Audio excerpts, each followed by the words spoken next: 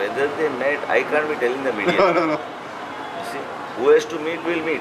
But second thing, let me tell you, is that constantly pricking the government on issues, what they are trying to, by agitating in front of this monument or that monument or in front of Bandorgar's Samadhi, has no relevance. We have the numbers, we are rightfully in government, and our government is running smoothly.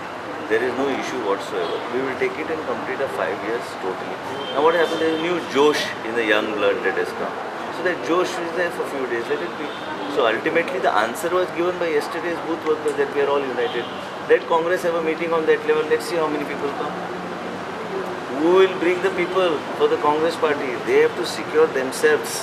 They may have any kind of press conferences, they may have anything. Like I called Ramakant Khalap, I called him the master of defections.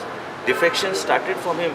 He is a failure not only as a lawyer, he has no practice, he is rejected by the people of Mandre. Once again I would like to tell you, he is a thoroughly useless chap. He has no relevance in Goan politics. Such people are the spokesmen. And that also I am told they made him spokesman on probation.